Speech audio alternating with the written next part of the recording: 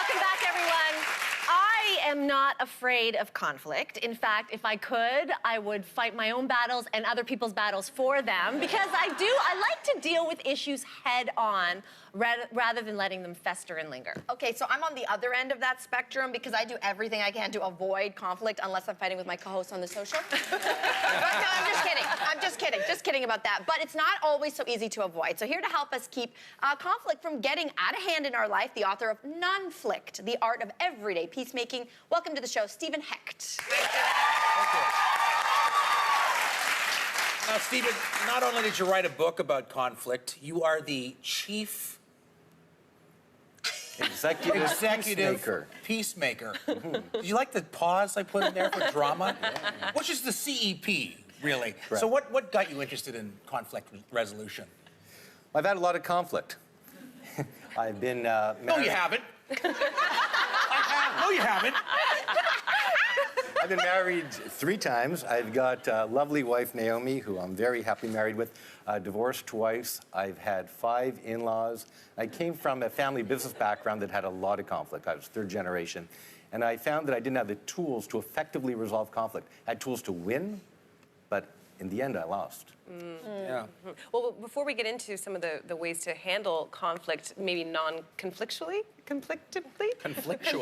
I made up a word there. Awesome. Isn't it true that conflict can sometimes be a good thing for a relationship? Like, sometimes I feel like it's like bottoming out. Like, you need to have things get to a head before you can start to talk honestly with each other, and then you can move on. Right. So conflict is simply 2 perspectives that come into contact with each other. They're neither good or bad. It's how we deal with conflict. It's either destructive or constructive, and ideally we deal with it constructively so we could grow from it.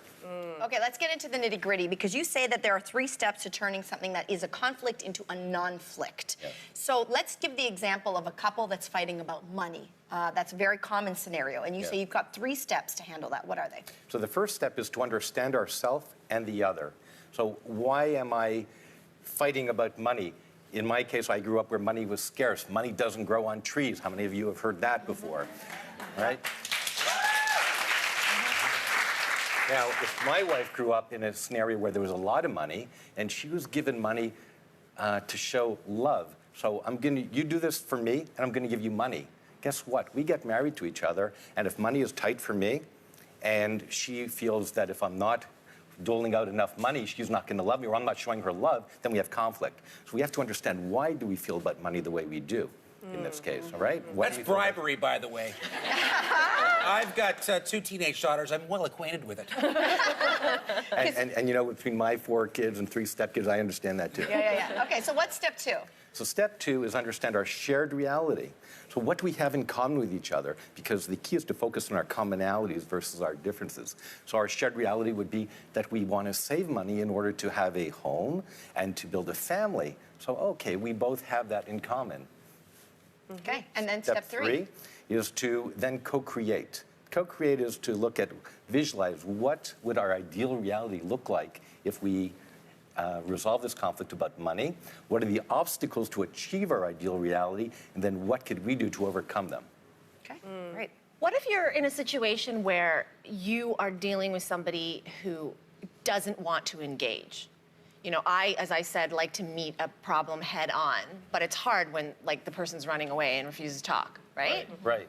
So people often associate conflict with pain. So you want to understand why they don't want to engage with you and to make them comfortable and in a way that they feel important, because we all want the same thing. We all want to feel important, we all want to feel loved, we all want to feel respected. So if you provide those 3 things for that individual, you'll typically be able to get them to engage with you and listen to you. You were talking about that earlier. It's really important.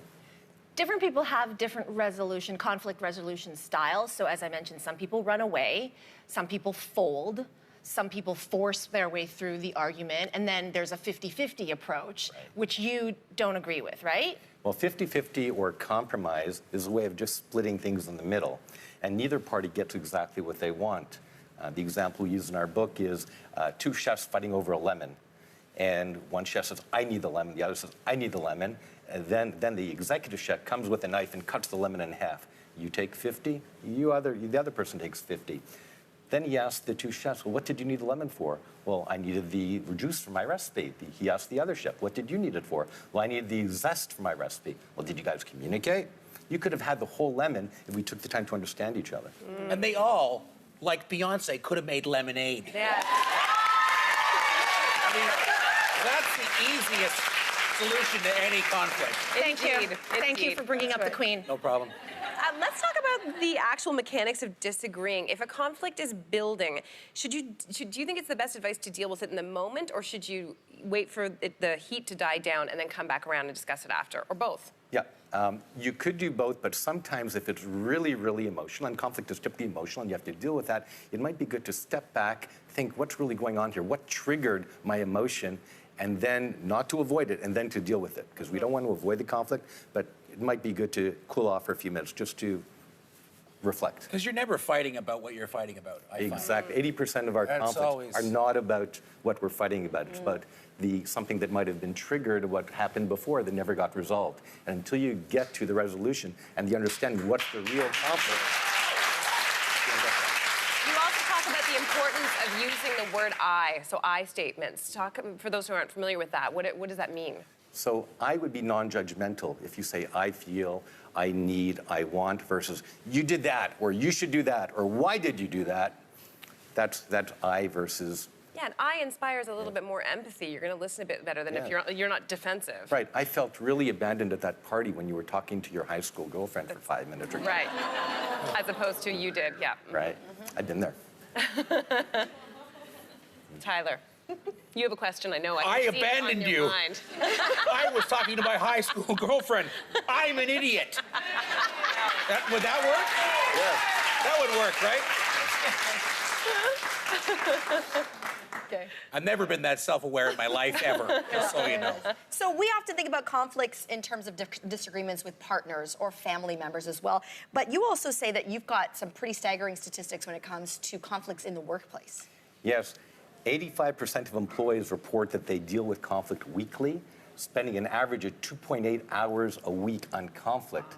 Ooh, at in the work. States, that represents $359 billion of unproductive pay, and here 10% of that, roughly. So dealing with conflict at work and having those tools and at home is critical. If I had $359 billion. Wait, there's a song in there.